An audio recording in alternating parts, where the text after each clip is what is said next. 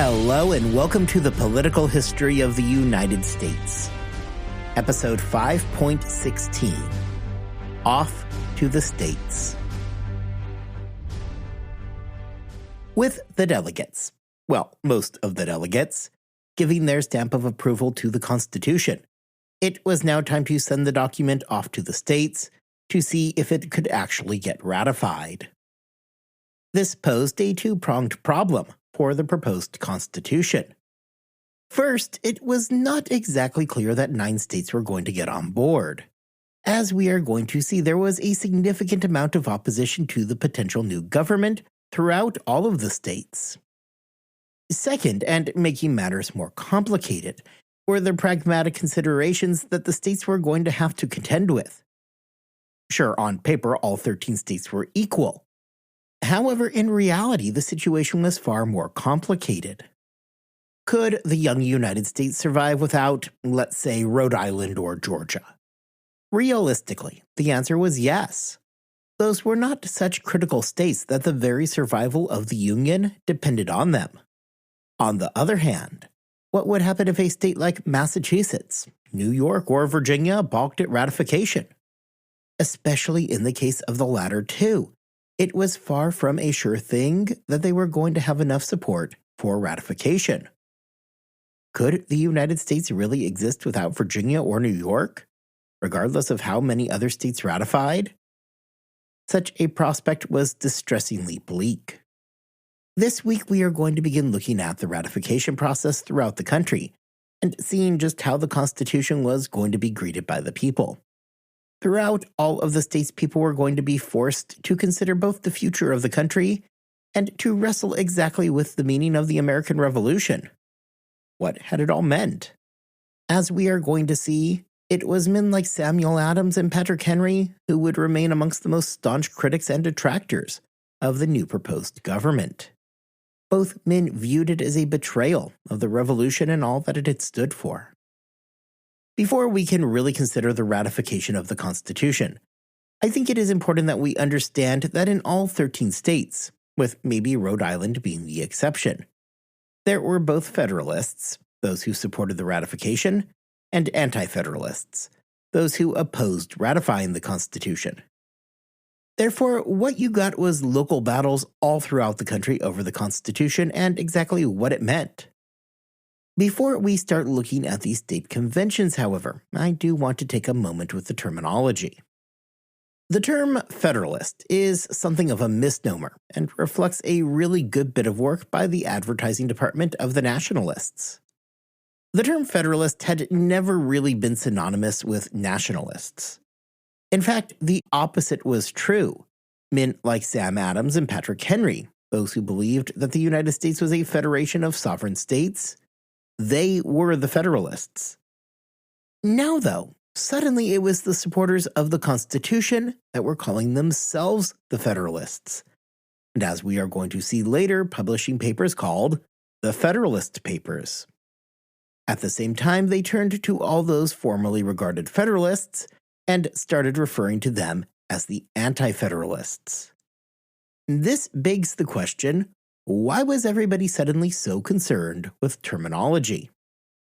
The most basic reason why the Nationalists suddenly took over the term Federalist was that they wanted to steal the ability of their opposition to use their own term.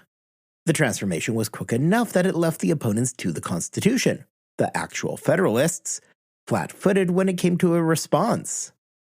Just leaning into the outright theft of the term, the newly minted Federalists then turned around and renamed their opponents the Anti-Federalists. Then, as remains the case now, when you are sitting atop a movement of any kind, the last thing that you really want to be labeled is anti-anything. Think of the modern debate over abortion. You have those opposed to the practice labeling themselves as being pro-life, whereas those who believe abortion should be legalized call themselves pro-choice. There is no anti-life or anti-choice party because both sides understand that the language matters. It is always better to stand for something rather than against something, and the language is designed to fit that end. If you are still scratching your head and wondering exactly how the now named Anti-Federalists allowed the Nationalists to get away with this, the answer is largely that the newly minted Federalists were simply better organized. As we are going to see over the next 2 episodes, although there was a clear group working with the singular goal of ratification, the Anti-Federalists failed to bring anything to the table as a cohesive group, other than their objections over the new government. Even among the Anti-Federalists, they agreed that the current Confederation was in need of significant reform. However, they lacked anything beyond the most basic understanding of the situation. The Federalists, well, they were offering a concrete plan of action. The Anti-Federalists were not responding with a viable alternative to the Constitution. Rather, they just came with objections to the new government, and a tacit agreement that reform to the Articles of Confederation probably was necessary. On the other hand, the Nationalists, the Federalists, had that level of organization and coordination that really gave them a very distinct advantage over their Anti-Federalist counterparts. This would quickly become abundantly clear when in October a series of publications would begin appearing in New York. Published under the name Publius, these essays would lay out the justification behind each article in the Constitution in detail. Publius, as it turned out, was not a single individual either, but rather it was the triumvirate of Alexander Hamilton, James Madison, and John Jay. The Federalist Papers were initially meant to take an undecided people and explain to them exactly what the thought process for the delegates to the convention had been. Now, the problem with them in that regard is that, at the time of their drafting, the papers actually fell a bit flat. Although they enjoyed wide distribution throughout the country, their legacy would largely be cemented through their future use of granting legal scholars a peek inside of the Constitutional Convention. If you are ever just sitting around, wondering exactly what the framers were thinking about when they wrote the Constitution, the Federalist Papers are actually a great place to look. The papers lay out in detail the struggles that had actually taken place during the drafting, and explained many of those practical compromises that were required to make the document a reality. In this manner, the papers today have become a valuable tool for the courts as they work towards making constitutional interpretations. Surprisingly, though, at the time, despite that wide distribution, the Federalist Papers were mostly overlooked. The problem was that, if we are really being totally fair here, the papers definitely skew towards the more boring side of the spectrum. As an informative text that would act as something of a course reader for the Constitution, the papers were second to none. Nobody is going to question the writing chops of Madison, Hamilton, or John Jay. In a moment, however, when there was all sorts of debates taking place over the ratification of the new Constitution, people were looking for fiery oratory and pamphlets. The Federalist Papers were not that. These were emotionally charged times, and the Federalist Papers are not exactly scathing polemics. Even as Publius was hammering out his arguments, several states cut right to the chase and started the process. In fact, one of the hallmarks of this process is going to be the initial speed of all of it. Just 8 days after the convention had adjourned, Congress had voted to send the Constitution to the states so that they could host their own conventions. Of course, Congress was well aware of what they were doing by sending the Constitution to the states. The document was essentially a death warrant for that body, yet they offered up little in the way of resistance. Richard Henry Lee would write that the decision to rush the Constitution through was not really meant to be an endorsement. He was pretty clear that there was anything but universal acclaim for the document in Congress. The Constitution would be sent to the state ratifying conventions, however, that was never meant to be an endorsement from the Congress. In a sign of things to come, Richard Henry Lee was very opposed to the new plan, something which is going to foreshadow the difficulty that was going to arise during the Virginia Convention. Before we can delve into the big battles over ratification, primarily centered around New York, Virginia, and although to a somewhat lesser extent, New Hampshire, I want to take some time right now to move through the other states. The difficulty of ratifying the Constitution was not universal between the states. It was certainly easier in some places as compared to others. So to start for today, I want to move through the states where it simply was not much of a battle at all. To kick things off, let's move to the least dramatic of all of the states. Rhode Island, upon getting their copy of the Constitution and hearing the call for a statewide convention to be called, said, "Nope, not today." And that was pretty much the end of it. Not that this was a surprise to anybody at all. Rhode Island had put its fingers in its ears and pretended that the convention in Philadelphia simply did not exist. They refused to send a delegation, and they surely had no plans to sign anything produced by said convention. Rhode Island would not cave in and join the Union until March 1790. Rhode Island, as much as I really do love them, was alone in plugging their ears and pretending that the Constitution was not a thing. In every other state, those battles between the Federalists and their anti-Federalist counterparts was the norm. This is not necessarily saying that there was a drawn-out fight in all of the states, but rather there was at least a level of resistance in all of the other states. The first state to call for a convention following the delegates signing the Constitution was Pennsylvania. Pennsylvania was a unique state in 1787, as it had what easily amounted to the most liberal constitution in United States history, either before or since.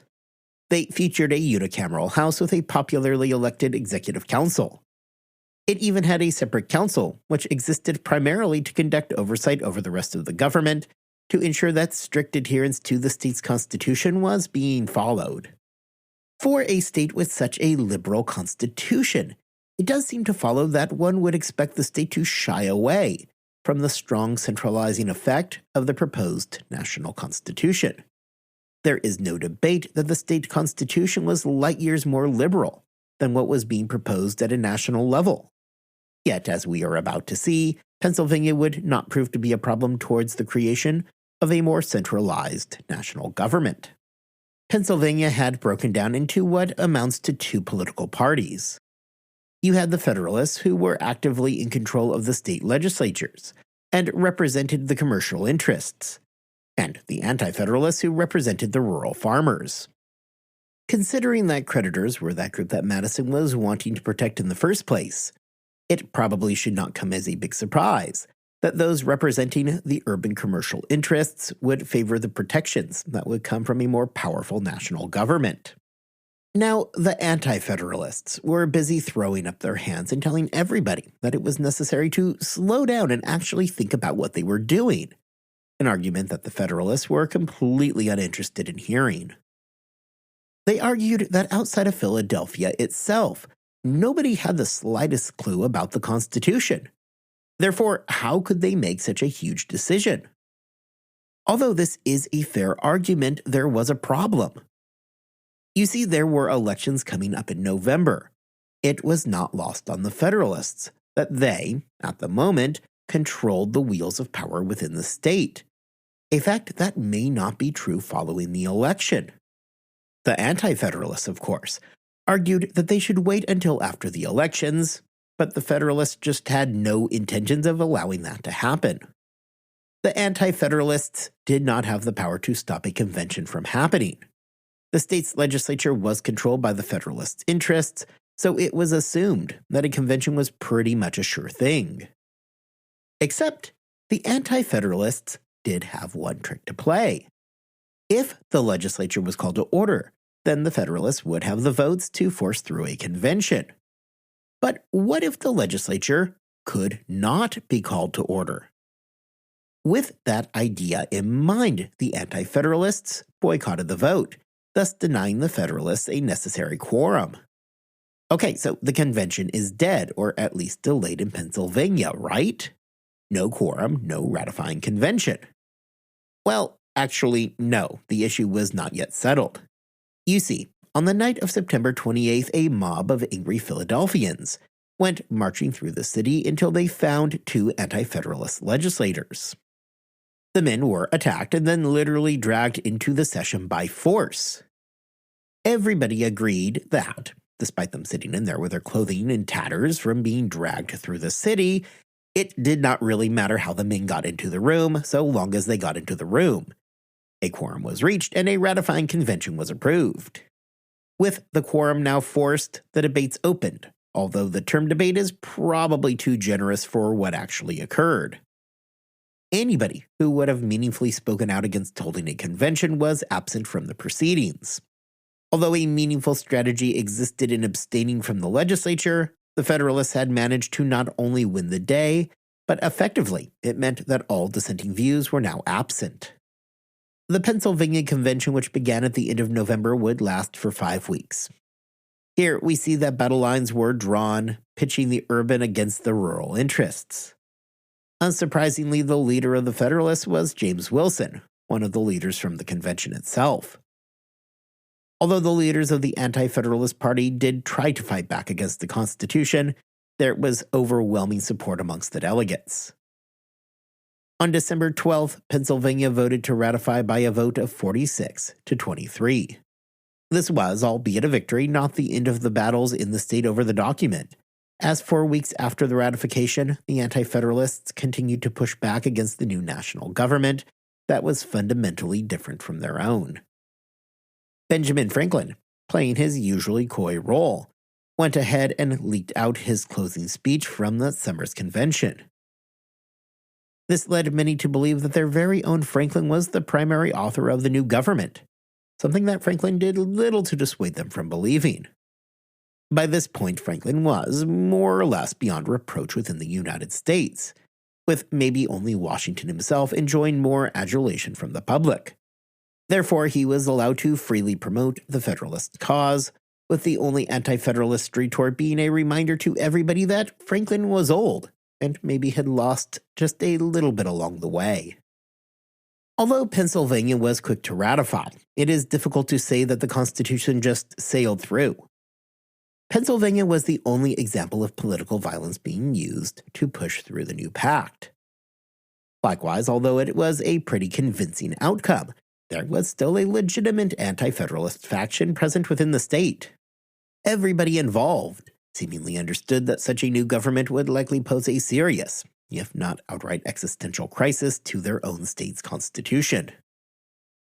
Despite being the first state to call for a convention, Pennsylvania was not the first state to ratify, with that distinction going to Delaware, who voted unanimously on December 6 to ratify. New Jersey would follow suit and would unanimously ratify shortly thereafter. As historian Catherine Bowen points out in her book, Miracle at Philadelphia, with Pennsylvania clearly moving towards ratification, there was never that much of a question over whether or not New Jersey and Delaware would ratify.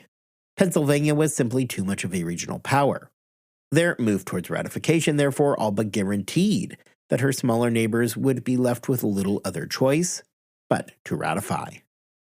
Down in the South, Georgia would join the Union next. Much like Delaware and New Jersey, Georgia voted unanimously for ratification. On one hand, this might seem to be something of a surprising development.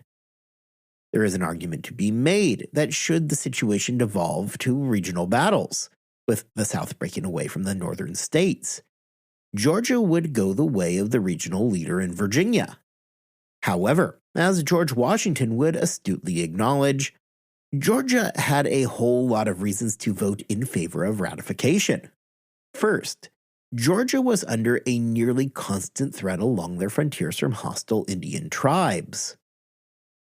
If that was not unnerving enough, their southern border saw them rubbing up against the Spanish. Recall that one of the things that got everybody into this position in the first place was the Spanish trying to keep the Americans from accessing the Mississippi. There was a non-zero threat of war between the United States and the Spanish in 1787, making that border with Spanish Florida all that much more of a headache for little Georgia. The protection of a powerful national government sounded pretty good to the citizens of Georgia, so ratification won the day. The final of the small states to consider the Constitution was Connecticut. As with the other small states, Connecticut really had very little choice in the matter. At the end of the day, the small states had won the Constitutional Convention, so far as there could be a winner. Roger Sherman, who had done so much to forge the compromises that made the Constitution possible, now set to the task of rallying the necessary votes to pass the new government. Sherman, along with Oliver Ellsworth, appealed to the very powerful Congregationalist church in the state. They were quick to point out that right next door was a much larger state in New York, and that it's probably a pretty good idea that the small states band together to ward off the undue subjugation of the big states. You know, like New York, which, oh yeah, it's right there next door. This was all the delegates to the states ratifying convention needed to hear. The Constitution was ratified by a rather convincing margin of 128 to 42. Ratification in Connecticut more or less marked the end of what one might consider the easy states. Sure, there had been bumps in the road, like the Anti-Federalists being dragged through Philadelphia in their pajamas late at night in order to form a quorum. But other than that one little hiccup, things had mostly gone down exactly as planned. By the beginning of 1788, 5 states had ratified. One had not only rejected the Constitution, but indeed a convention altogether. There were 7 states left to go, of which 4 needed to ratify in order to make the Constitution the law of the land. Critically, of the remaining undecided states were numerous big ones, including Virginia, New York, and Massachusetts. It was difficult to imagine the country being able to function in the event that any one of those states decided to hold out. So to wrap up our discussion for today, we are going to turn to the first of our undecided states and take a look at the first real challenge that the Constitution would have. So, let's head to Massachusetts. Before we jump in and begin looking at the convention inside of Massachusetts, I want to move back a bit and consider the political environment inside of the state prior to the convention. Massachusetts was in an interesting place heading into 1788. Although I wouldn't blame you if it feels like forever ago that we were talking about Shays' Rebellion. In reality, it had only been a year since Daniel Shays and his army were defeated. The rebellion wasn't some ancient memory for anybody. Everybody remembered the uprising quite well. There were certainly still quite a few people out there who remained very sympathetic to the plight of the Shaysites. When the election to the convention came, many of those elected to serve in the western part of the state had fought in the rebellion, often as officers. Like it or not, Shays' Rebellion was very much present at the state's ratifying convention. In so many ways, then, it was Massachusetts where all of the battles surrounding the Constitution would come to a head. We know that Boston was filled to the brim with those wealthy merchants, whereas western Massachusetts was far more rural and filled with farmers. This dichotomy of urban merchant versus rural farmer was very much on display. Let us not forget that it was Shays' Rebellion that provided much of the backdrop that Madison needed to argue about the tyranny of the majority. That minority creditor class that was being crippled by the majority debtor class. One of the main reasons for the rebellion in the first place was from those western farmers seeking debt relief. The Constitution likewise had strong critics inside of the Massachusetts leadership. Samuel Adams, for instance, had been vehemently opposed to the idea of the convention in the first place. Elbridge Gerry likewise would decline to sign the Constitution at the end of the convention. As it was the first of these fiercely contested states, citizens in both Virginia and New York were watching with rapt attention to see exactly what Massachusetts was going to do. Beyond the recent, however, is the fact that Massachusetts had a storied history of distrusting central authority. It really is no wonder that the British believed that the revolution was being driven forward by a small group of rabble-rousers, because so much of the crisis that led to the breakdown in that relationship stemmed out of events in Boston. Now, we all know that this was never actually true and that those fault lines ran throughout the entire country and throughout the classes.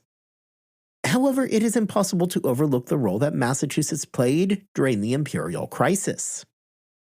Among the men who were not present at the ratifying convention was the now staunch anti-federalist Elbridge Gerry, who a moment ago I mentioned was one of those delegates who had refused to sign the Constitution. Boston itself was something of a safe harbor for those Federalist ideals, where Gerry would find few friends.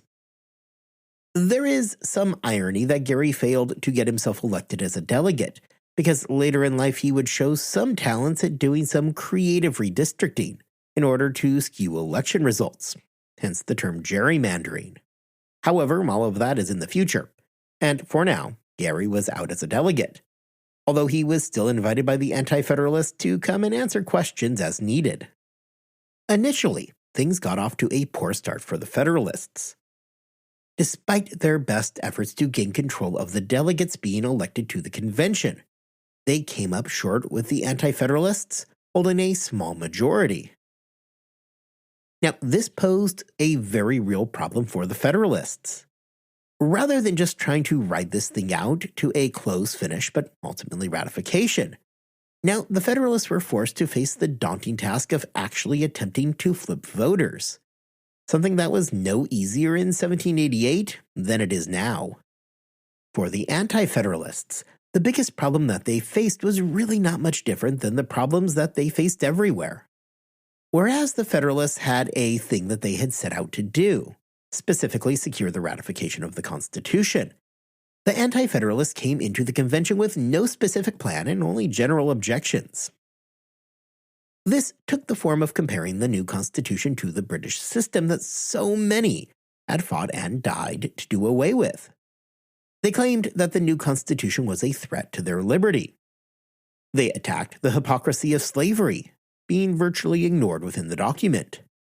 More than anything, however, the most poignant arguments came down to the fact that the Constitution was a betrayal of the spirit of 1775, and indeed of the entire revolution.